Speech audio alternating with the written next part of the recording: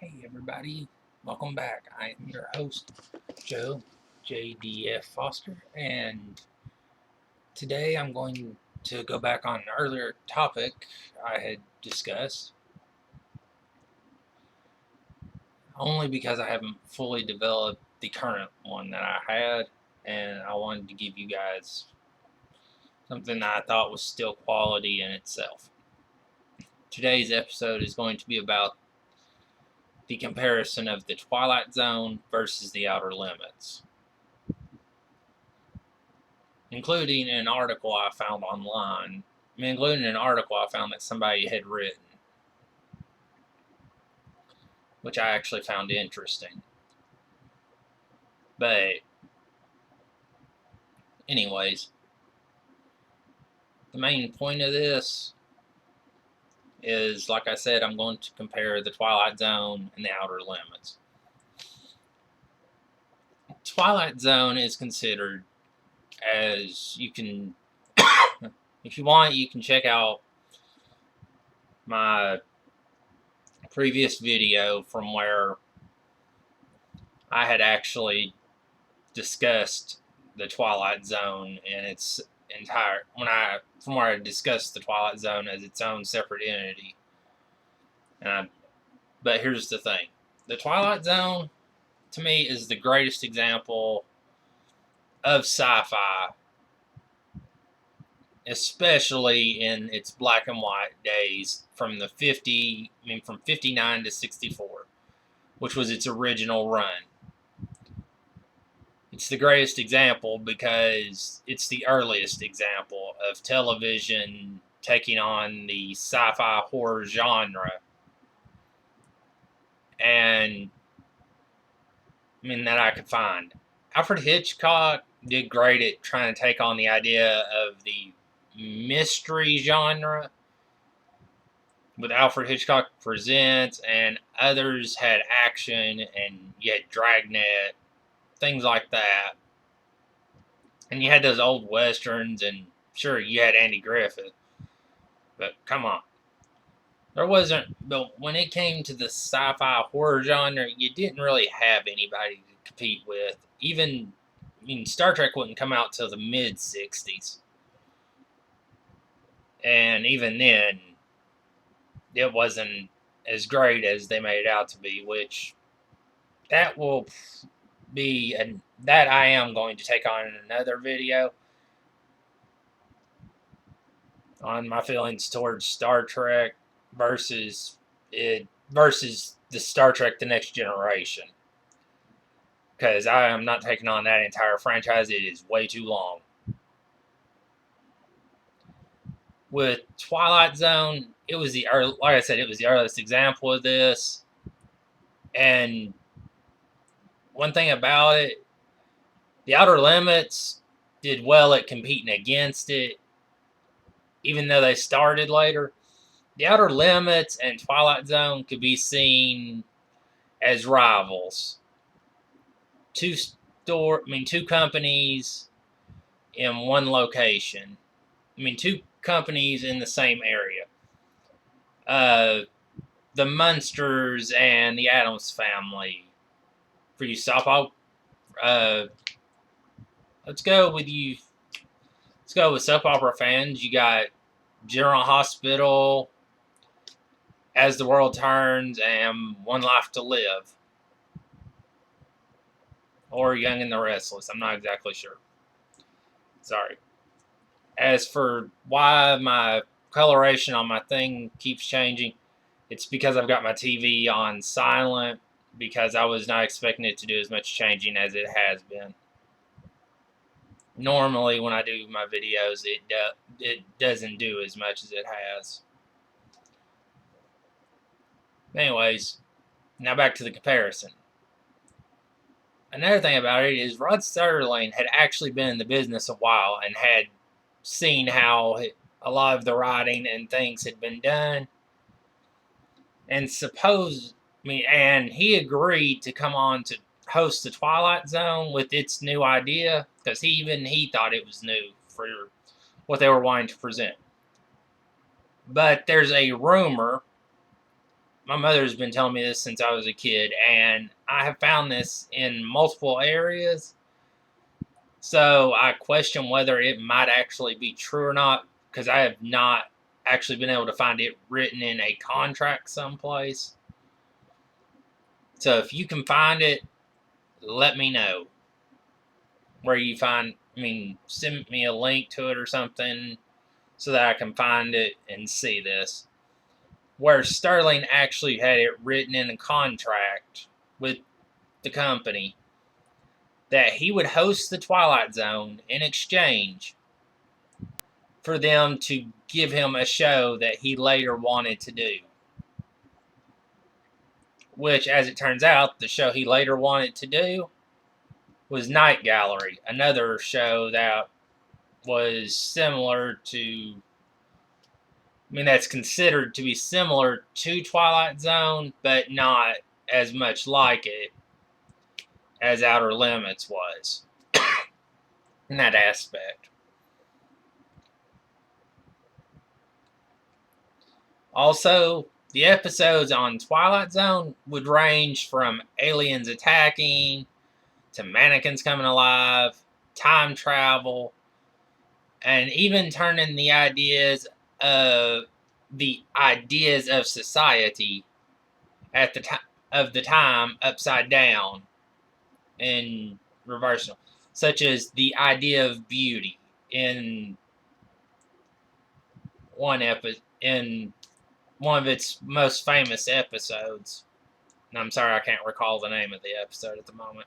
Oh, beauty is in the eye of the beholder. Or eye of the beholder. I can't remember how exactly it's phrased, but you can find it.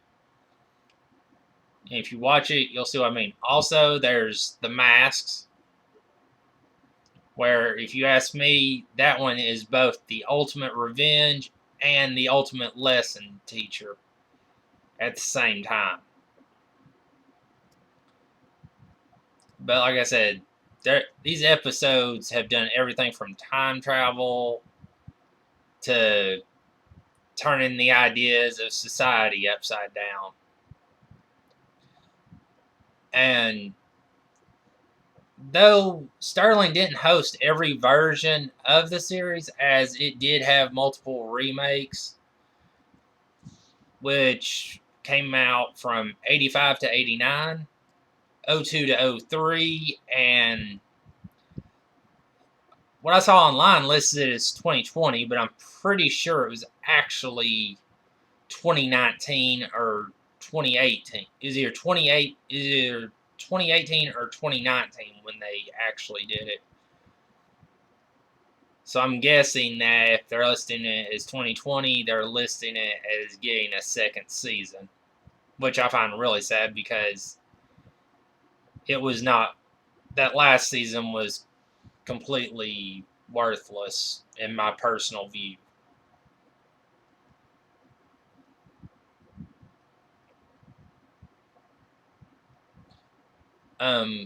Though Sterling did not, though Rod did not actually do every version of it, it did have multiple incarnations, as I stated, that ran anywhere from multiple years to just 1 year. It could run a grand total of 6 weeks, and people would remember it for running. Just look at this last one as an example. But anyways,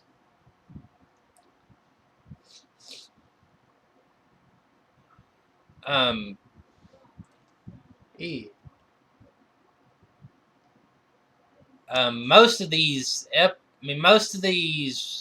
incarnations or new versions of the series would find a way to bring at least one episode from a previous one. From the original or from one of the previous seasons back. Back to the current version. Back to the modern version that was running so that they could actually run it. such as Eye of the Beholder was used in the 1980s version and the original. And then they turned around and used it. If I remember correctly, they turned around and used it in the 2000s version as well. But also in the original version, they did the Monsters Are Due on Maple Street, where it dealt with the idea of an alien invasion, where the idea was actual aliens from outer space coming down and attacking. And the whole point of it was actually that the whole point of it, spoiler alert, was that aliens actually were coming to Earth. But they were showing how dumb the people of Earth were and why they weren't worth, why we weren't worth conquering, because it would be so easy. Because we turn on each other because we would turn on each other instead of actually looking for the obvious answer that made the most sense, or trying to help each other out. The one, which to me also speaks to that other saying that they have, that the one great thing that man has over anything else is our ability for war. That nobody is better at war than us, which is a sad fact in itself. Also, when they remade this in the 2000s version, they used Andrew McCarthy for it. Most remember him from doing the TV show Mannequin. I mean, not the TV show, the movie Mannequin. Pretty in Pink. And then there's also, if you saw the TV show White Collar, the second season of it, he was in it. Anyways, in this version of it, it took on the idea, as it was post 9/11, took on the idea of what would happen with terrorism and how we would deal with the situation.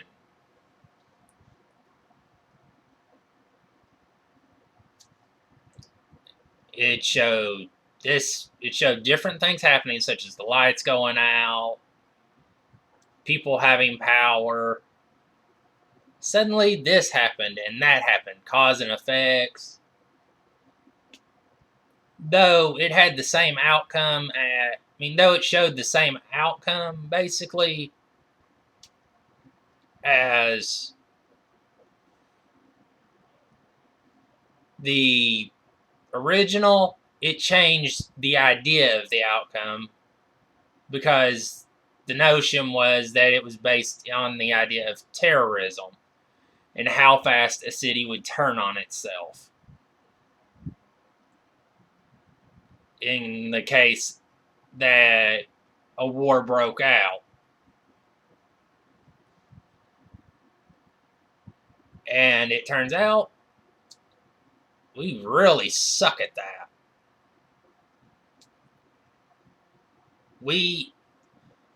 Because even in the original, if you take into account the amount of time versus the amount of time that was taken into account into the series, when they did, because the idea is that in both of them, it's the same amount of time takes place. Well, if that's true, we didn't even make it a full 24 hours before we turned on each other and killed and went crazy. We just full on ended it all, basically. Only in this one, it's showing that it's actually the military is testing to see, and seeing how bad it is, and seeing how much trouble the country is in, and know, and they even know how that is a very bad thing to know that we are in that bad a situation. Okay, now this next thing, I am going to give credit to the website versusbattle.com, because this is stuff they stated that I found on there, and though I couldn't confirm all of it, some of it I did find in other places, so it helped to see it. The biggest thing I found is that, much like Star Trek, which came later,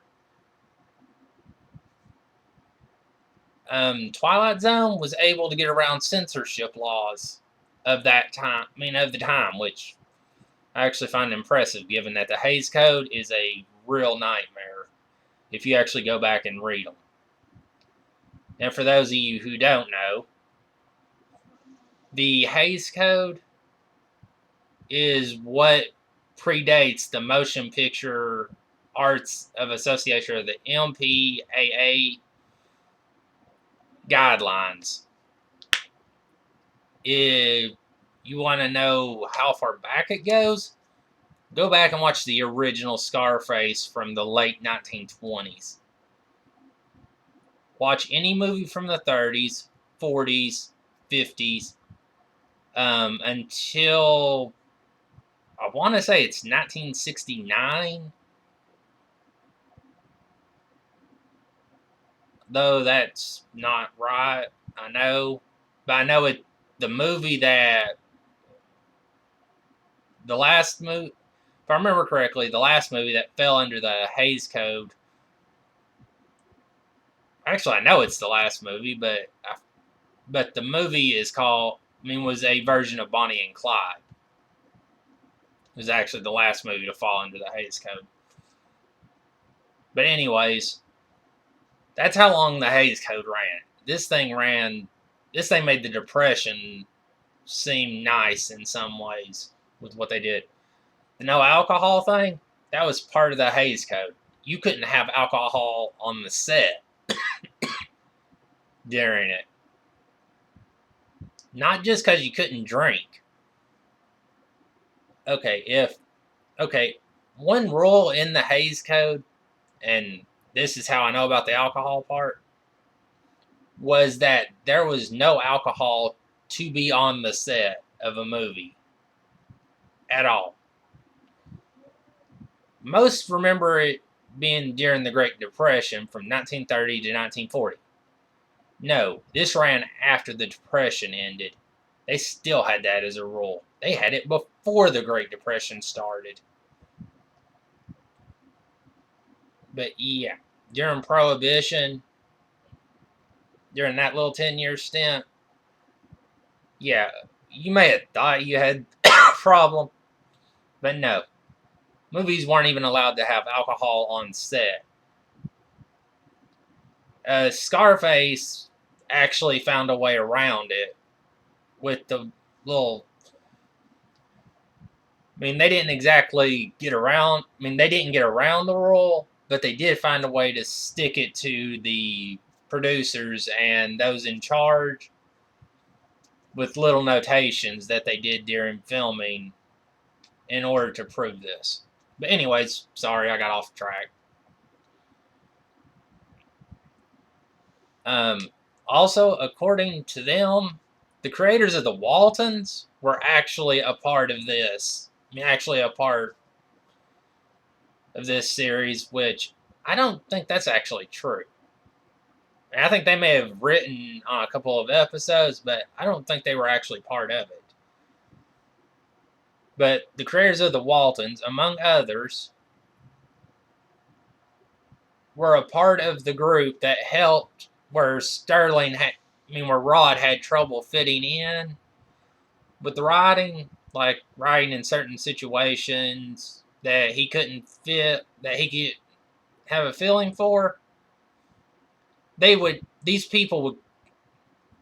part of the writers would come in and help him because they could fit into the situation and make it work. Like I said, the creators of the Waltons, I'm not 100% sure on. That one I'd actually argue until I saw the credits for certain. But if you can find it and see it, let me know.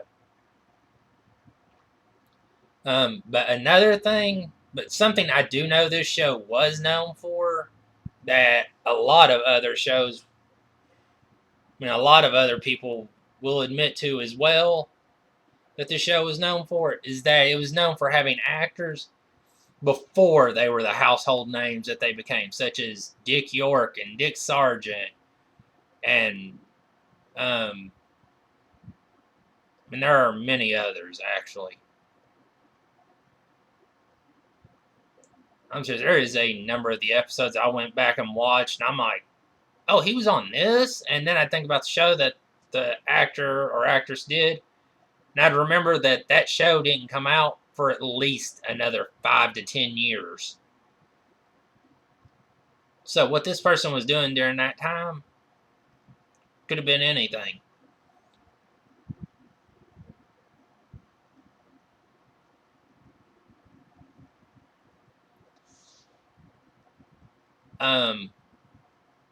Also, the versus, also this website where the article they wrote talked about as a pro for it, with the way the things were done.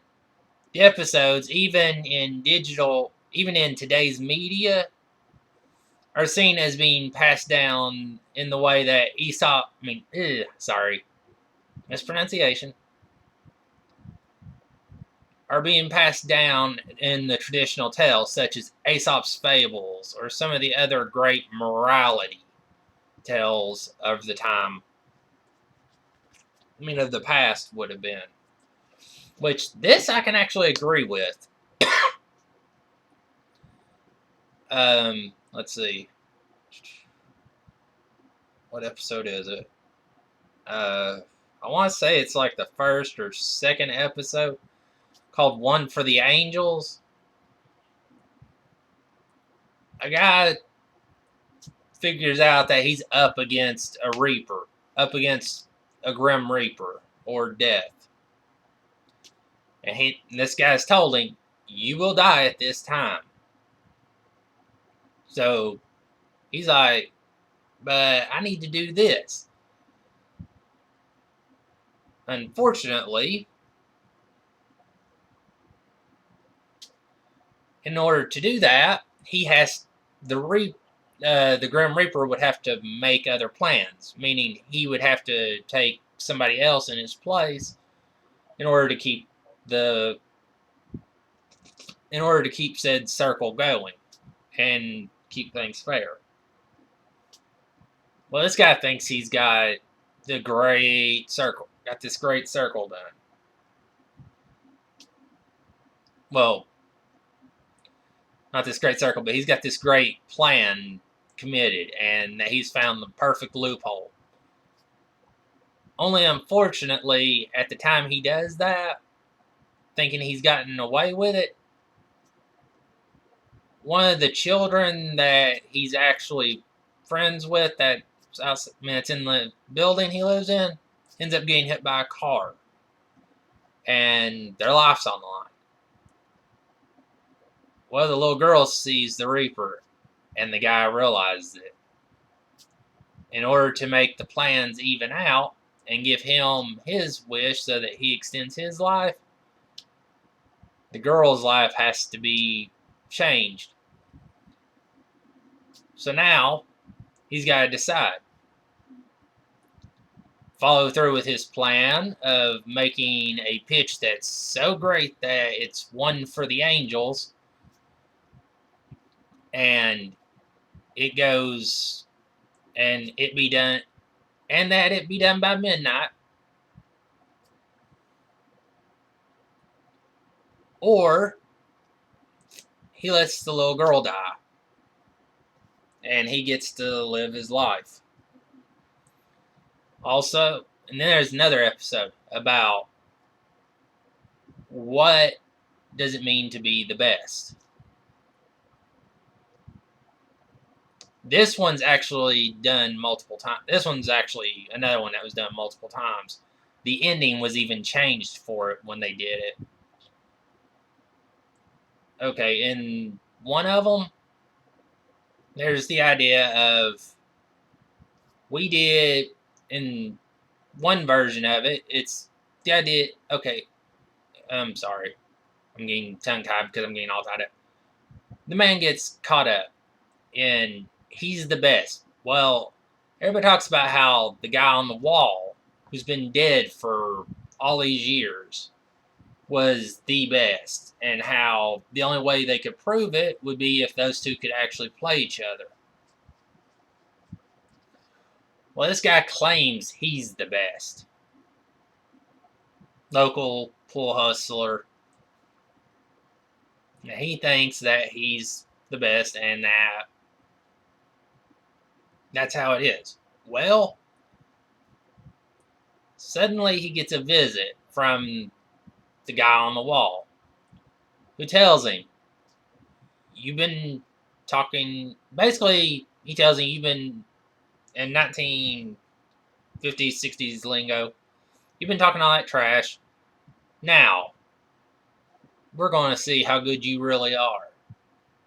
Well, they do this little contest. A simple game of pool. One round. One game. Winner takes all. Well, during the game, guy talks about how they live their lives. This guy well, the hustler talks about how he was in this pool hall since he was a kid. Beating them all, proving he was the best, and how he never actually did anything else. Well, then it went over to the guy who's considered the legend. He talks about how he did, and about how he was in the pool hall as well. The guy, the guy even mocks him for it, telling him, "You didn't get to be the best by going to a movie every weekend. By being in the movies every weekend or staying at home and sleeping." And the guy replies to him, "You're right. I didn't. But I did live my life. I went to a movie. I met up with friends. I didn't live my life in this building." In other words, he didn't he didn't trap himself. He actually experienced life, so to speak.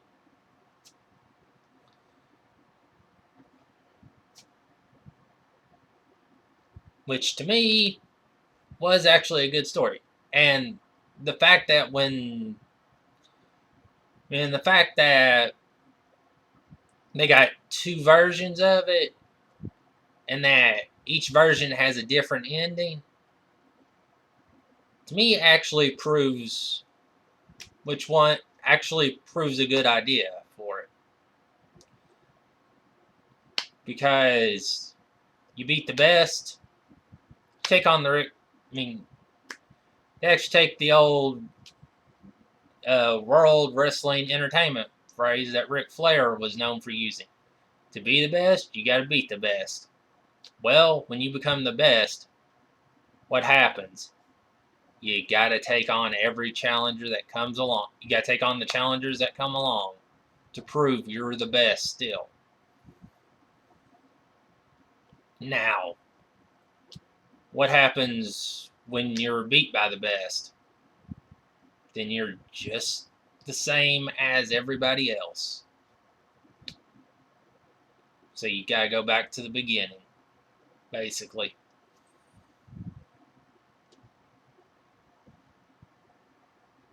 Or you fall within the cracks. Take choice on how you look at it. Okay, now on to the last argument that they had under Now to the last argument they had, which this one I actually have to argue with. They stated that women were often portrayed as hag or shrew characters, but this was due to the staff being almost all male. And while this may be true of some, I don't think I can remember a lot of the episodes where the woman was a hag or a shrew, or the other mean girl trope that that's become common. I think it was more a writing of the time than it was of a man writing of a female character. Because when you write of the mean girl, because it's true, men, I'm sorry, as a, as a race, we suck at understanding women. And those of us that can, I congratulate you. You are secure. You are really lucky.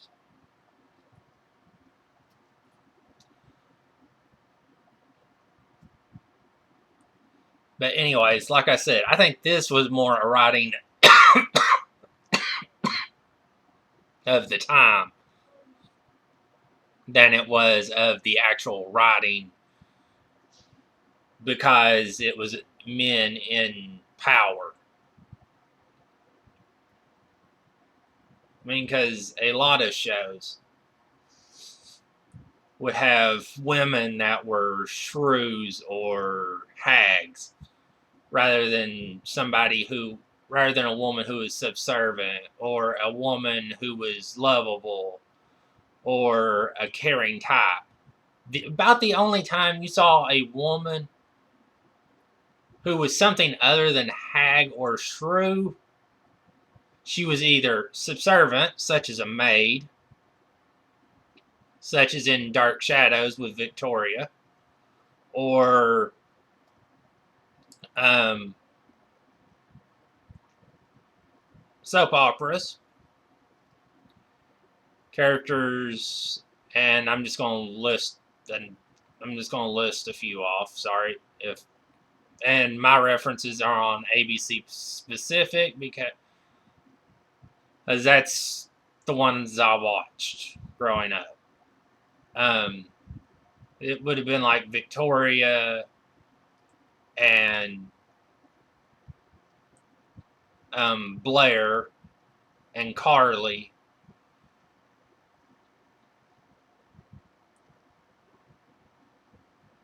And Lulu and Maxie, those type of deals.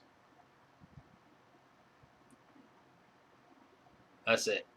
Characters who weren't the traditional mean girl or who weren't the mean girl, hag, or shrew. Now, I'm not saying soap opera ones didn't have those. Often they did cross over into the mean girl trope. But the hag or shrew, that was normally done because men, again, don't understand women, but it's more because the hag or shrew type would be more fitting to the role that they were writing with, than trying to write a gent, because the other option was they would have to write a male character who is I don't know if it'll edit me for saying this word or not, but for being a prick type character, such as a general, such as a war veteran who is very mean or abusive in some way. Like you take a character from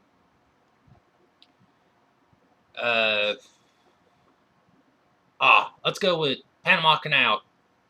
You have a character that was part of Teddy Roosevelt's little grouping. And then they went to work in the Panama Canal. Well, now the character's rich and all this stuff. And they'll go on and complain about how, oh, I did all this work and stuff in the war. Or, oh, I did all this work at the Panama Canal and building the Panama Canal. Yet they really didn't do anything. I mean, and then you'll realize a female character that's a hag or shrew tends to work better for the character trope than a male one does. Because the male one will often be seen as just being a grump and be ignored. At least from what I've seen.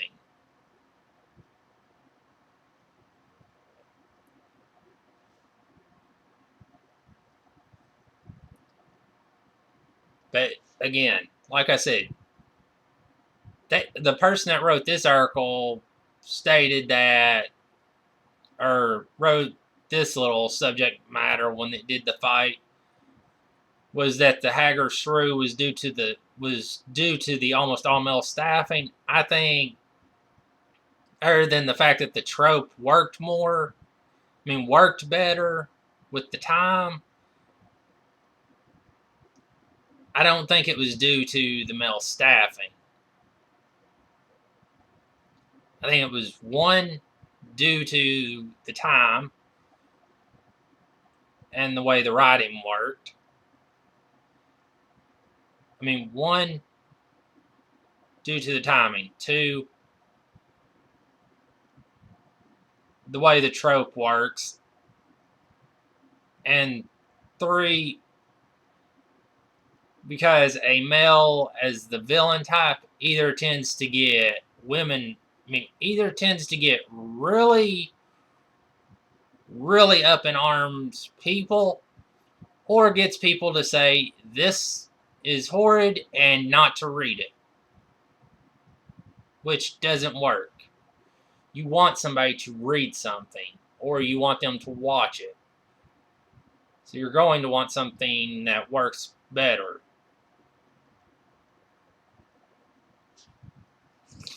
But the Hag Shrew thing, I'll admit it did happen in a number of episodes, but I don't think it was as many episodes as they made it sound like. They make it sound like it was almost every episode. I don't think it was at that many. I think it was more. I think it was actually less than half of the episodes, at most. Okay, now we're going to discuss The Outer Limits, which happened from 1963 to 1965 in its original run. And then the revival of it, the only revival it's had, was from 1995 to 2002. Which is kind of interesting when you think about it, that the revival actually had more years than the original. The original went from 63 to 65. That's 2 years. And the revival went from 95 to 02. That is 7 years, man. That is a long time for a revival to run. Especially if it copied any episodes. But again, though later in time as to when it started, this show is often considered to be the rival to the Twilight Zone in much the same way that the Addams Family was to the Munsters. Also, one big difference between the two, Outer Limits was an hour long with a bigger budget, while I'm sorry. I said, I had that right. The Outer Limits was an hour long, had a big budget. The Twilight Zone was only a half hour and had the smaller of the two budgets, which could explain why it didn't do which could explain why its episodes weren't as long, because it didn't have as big a budget, and also why some of the effects and things weren't done to scale.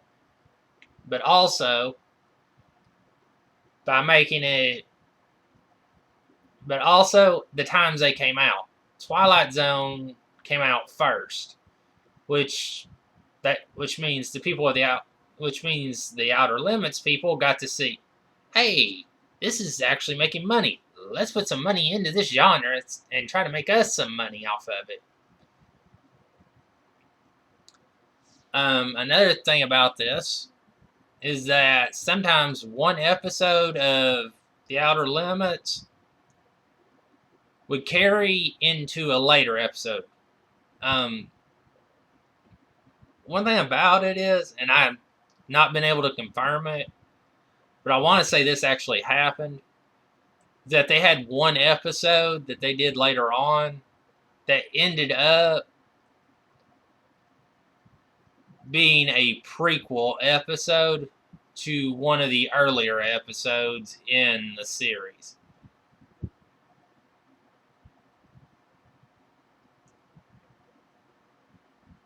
And I'm pretty sure it would have been in the revival if it did exist.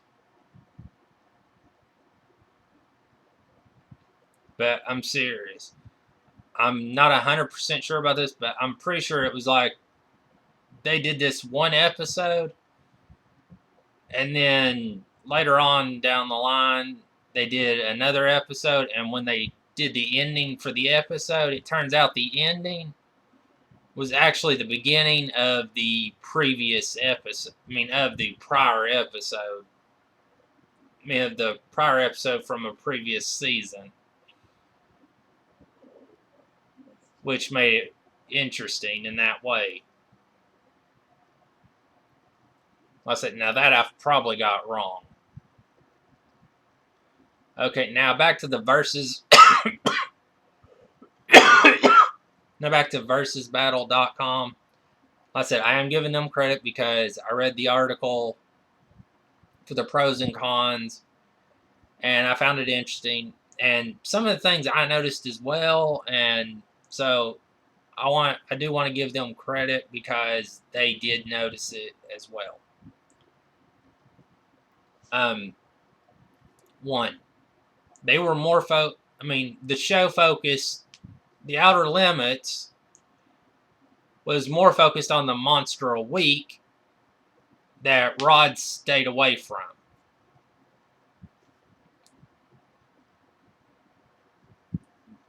So by doing a monster a week type deal, this one would allow for some of the this one actually allowed for more of the sci-fi writers of the day to be hired because they could do more focus on that. Okay, well, it says let me rephrase that. It says that they had more focus on the monster a week that Rod tried to shed away from. See, the thing is, with Rod, he would shed away from it because a lot of his stories were an of the week deal, such as the ones I've mentioned. One for the Angels. It's a guy actually taking on the Grim Reaper to save a little girl's life. The one about being the best. You play a pool hall guy. You play the best in the world to prove who is the best.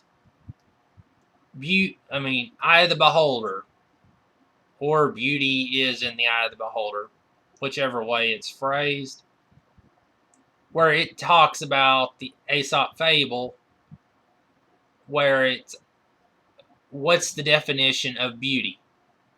The idea of the doppelganger, the idea of the shapeshifter, what happens when you can hear people's thoughts. I mean, a lot of these, they were solved within the 30 minutes, and so the person went one of two ways about it.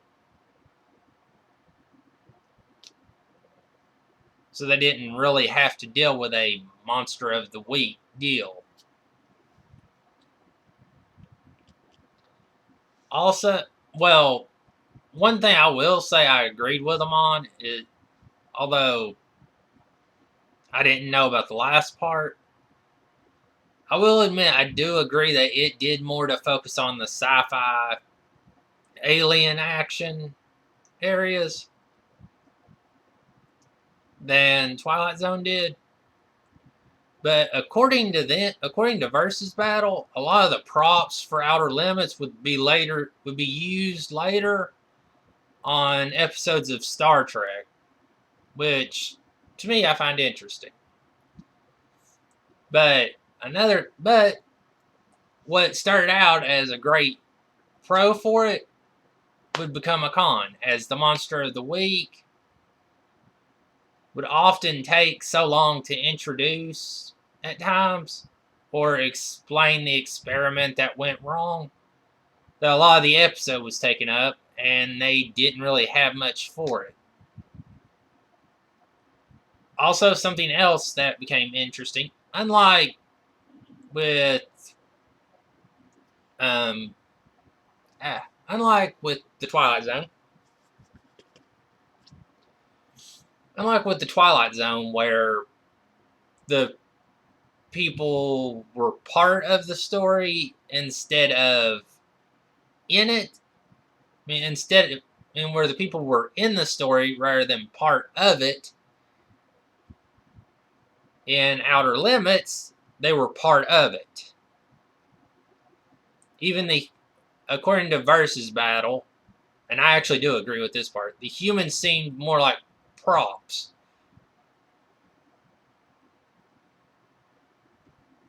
Which could be why they seemed, even by today's standards, why they're still considered to be that way.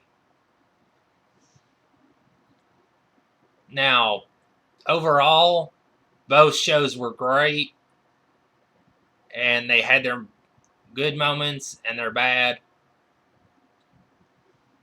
But the revival of The Outer Limits was not as great as people believed it to be.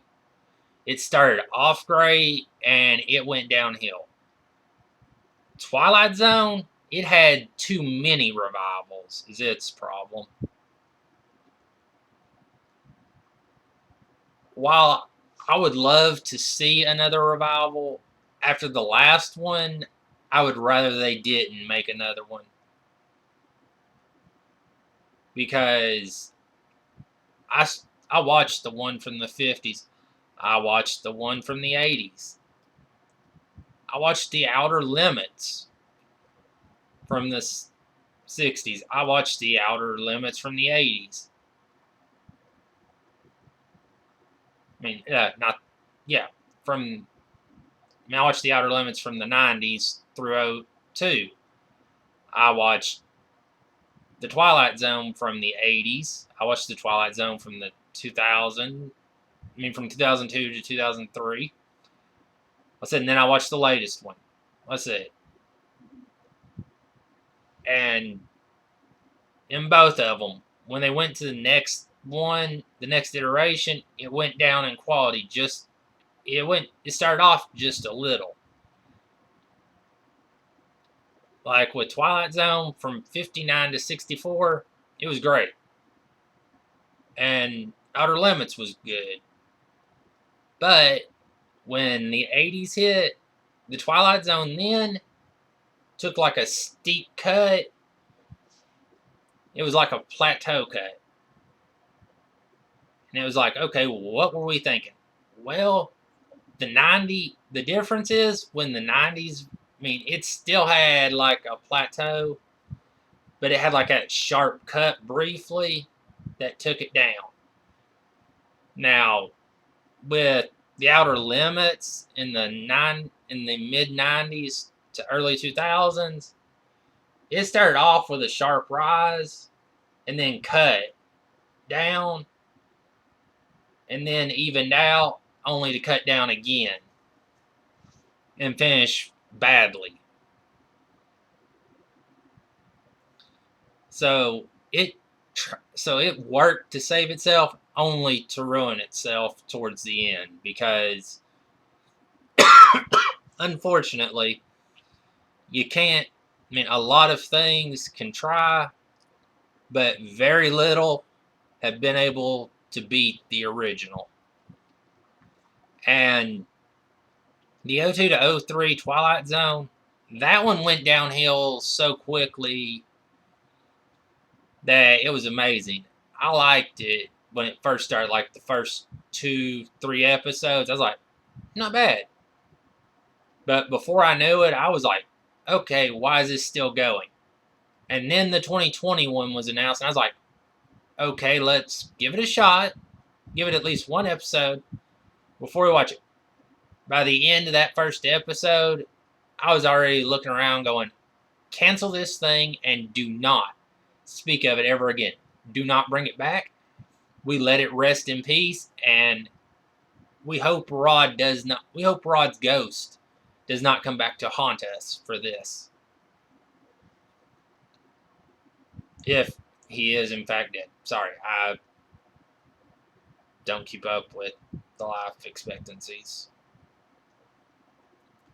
But I'm guessing, given how old he looked when that show was filmed, I'm guessing he's long departed, and which means my theory about him coming back to haunt us for that would be believable. And yeah, that particular note, yeah, the 2021 was not worth it. That was just punishment for the fans. So while I do admit that Outer Limits had its points, you do not beat the Twilight Zone overall, and that is my final vote on that. Leave me a message in the comments as to which is your favorite, and even which version of the Twilight Zone or Outer Limits is your favorite. Not just which one wins overall, but which one in its incarnation. And give me ideas for an upcoming video. Till next time.